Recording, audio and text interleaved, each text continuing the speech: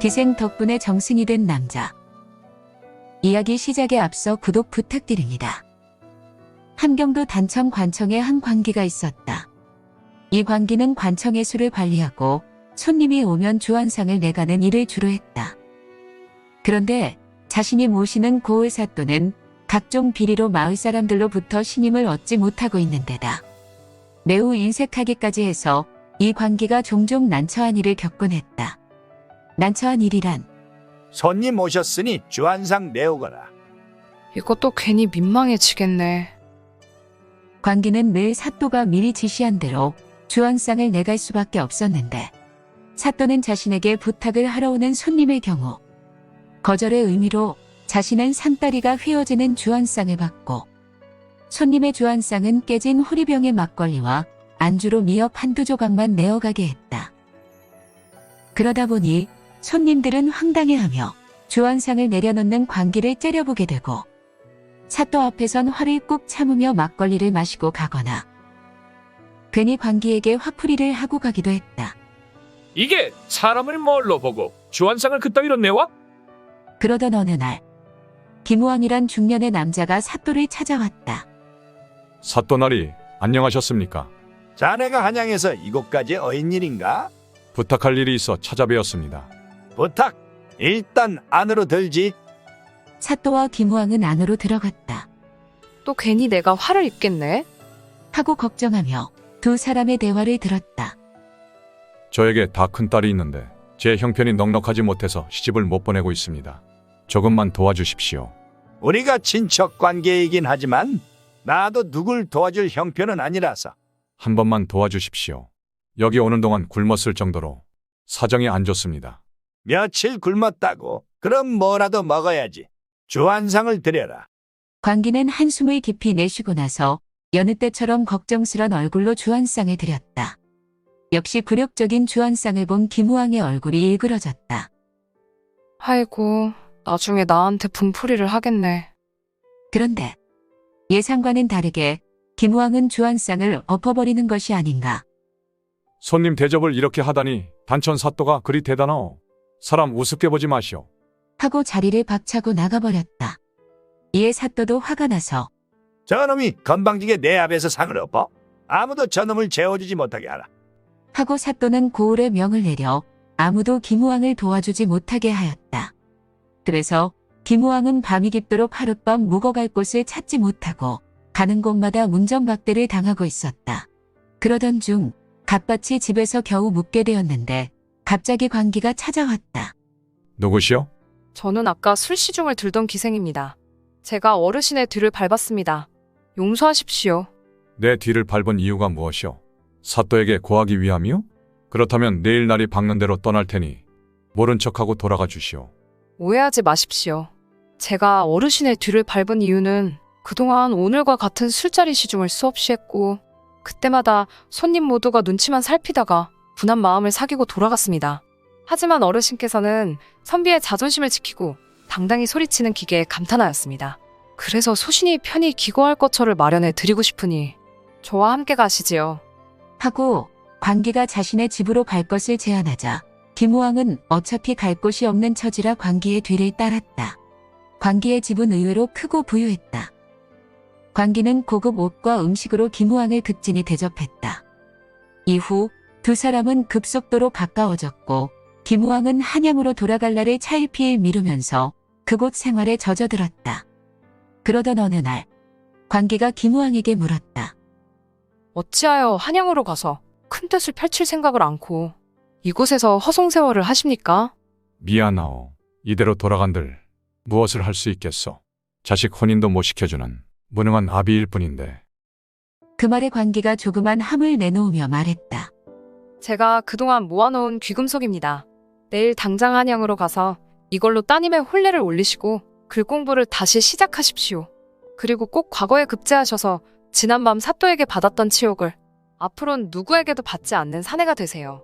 고맙네. 이 은혜를 내가 어찌 갚겠는가. 벼슬에 나가신 후에 저를 잊지 말고 찾아주시면 됩니다. 다음 날 관기와 김우왕은 작별을 하였다. 그리고 3년이란 세월이 흘렀다. 관기는 여전히 사또의 만행을 지켜보며 김우왕이 성공해서 돌아올 날을 기다리고 있었다. 관청 소유로 되어 있는 마을 입구 밭을 내 앞으로 명의를 옮겨놓게. 마을에 빈집도 내 앞으로 해놓고.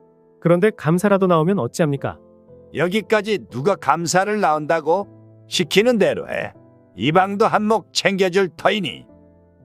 그러던 어느 날 김우왕이 돌아왔다. 그런데 어찌된 일인지 옷은 다 해졌고 몰골은 거지와 다를 게 없었다. 하지만 광기는 아랑곳하지 않고 반갑게 김우왕을 맞이했다.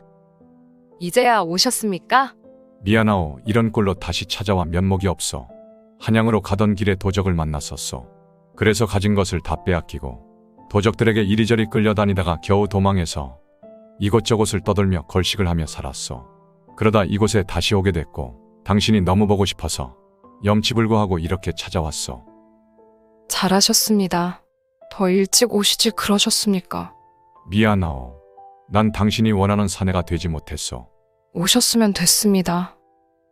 광기는 김우왕을 극진히 대접하며 좋은 옷을 내왔다. 이제 헌옷은 버리고 새 옷으로 갈아입으시지요. 고맙네만. 난 이 옷이 편하네. 광기는 헌옷에 집착하는 김우왕이 이상했다. 이후부터도 김우왕은 헌옷만 입고 마을 이곳저곳을 다녔는데 특히 친척인 사또가 있는 관아 주변을 기웃거렸다. 그러던 어느 날 사또와 마주쳤다. 이게 누구야? 오랜만에 뵙겠습니다.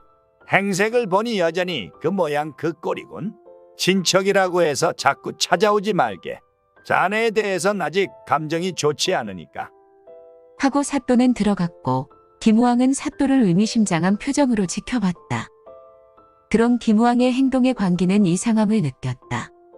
광기는 쉬고 있는 김우왕과 포옹을 했다. 보고 싶었습니다. 나도 그렇소. 하는데 광기가 김우왕의 품에서 딱딱한 무언가를 꺼냈다. 그것은 마패였다. 그제야 김우왕은 웃으면서 실토를 했다. 역시 자네는 못 속이겠군. 당신 말대로 한양으로 돌아가서 딸을 혼인시키고 다시 글 공부에 매진했네. 그 결과 과거에 급제했고 지금은 어사가 돼서 전국을 다니고 있는데 이곳 사또에 대한 안 좋은 소문을 확인하러 내가 온 걸세. 광기가 미소를 지으며 말했다. 소인이 사람 보는 눈은 있습니다. 반드시 큰일을 하실 분이라고 생각했습니다. 그런데 며칠이 지나도 김우왕이 어사 출도를 망설이고 있었다. 무엇을 망설이고 계십니까? 죄가 있는 것은 분명하지만 그래도 집안 친척인데 내 손으로 엄단하려니 망설여지는구나. 그렇다고 어사님이 눈 감아주면 친척이라 봐줬다는 구설에 오르게 되고 또 그렇다고 엄단을 하면 집안의 의리에 문제가 생길 수 있으니 사또를 만나 스스로 그만두게 하십시오. 과연 스스로 그만둘까? 이거면 그만둘 겁니다. 이게 뭔가? 그동안 사또 옆에서 사또가 벌인 짓들을 적어놓은 책입니다. 그 책을 본 김우왕은 다음 날 깨끗한 옷으로 갈아입은 김우왕이 사또를 찾았다. 사또는 불쾌한 얼굴로 뭐야? 아직 안 간 거야? 김우왕이 마패와 함께 광기의 책을 꺼내 보였다. 사또는 크게 놀랐다. 이 안에 사또의 모든 비리가 적혀 있습니다. 어떻게 할까요? 김우왕은 사또에게 스스로 사직할 것을 권했다. 책의 내용을 확인한 사또는 자신의 죄를 인정하고 어사 김우왕에게 감사해야 하며 사직을 했다. 광기의 말처럼 집안의 의리를 지키면서 조용히 일을 마무리한 것이다. 김우왕은 이제 한양으로 돌아가야 했는데 관에 소속된 관계인지라 함부로 데리고 갈 수는 없었다. 조금만 기다려 주시오. 광기는 눈물을 흘렸고 그런 광기를 뒤로하고 김우왕은 한양으로 와서 당시 임금인 숙종에게 단천의 상황을 보고하면서 광기에 대해서도 이야기했다. 저는 그 광기 덕에 임금님의 충실한 신하가 될 수 있었고 이번 일을 해결하는데도 그 광기의 도움이 컸습니다. 이야기를 다 들은 숙종은 사대부 부인들의 귀감이 될 것이니 한양으로 불러 경의 부실로 삼게 하라. 하였다. 그래서 광기는 한양으로 와서 김우왕과 행복하게 살 수 있었고 이후 김우왕은 정승까지 올랐다.